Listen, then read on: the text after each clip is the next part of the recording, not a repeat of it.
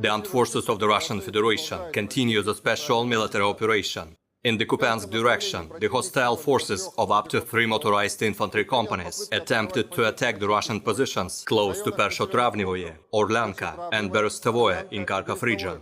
All the enemy attacks have been repelled. As a result of the fire damage, the Ukrainian units were forced back to their initial positions. More than 25 Ukrainian personnel, 1 tank, 5 armored personnel carriers and 4 pickup trucks were eliminated.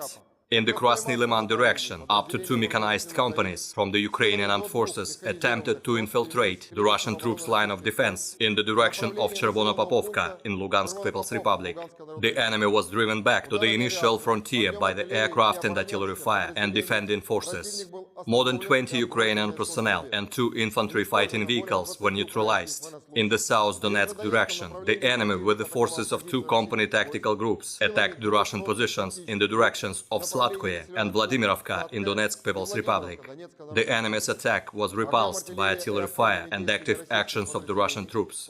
In total, 25 Ukrainian personnel were defeated, as well as 2 infantry fighting vehicles and 2 pickup trucks. In total, 325 airplanes and 162 helicopters, 2,326 unmanned aerial vehicles, 383 anti-aircraft missile systems, 6,020 tanks and other armored fighting vehicles, 874 combat vehicles equipped with MRLS, 3,521 field artillery cannons and motors, as well as 6,741 units of special military equipment have been destroyed during the special military operation.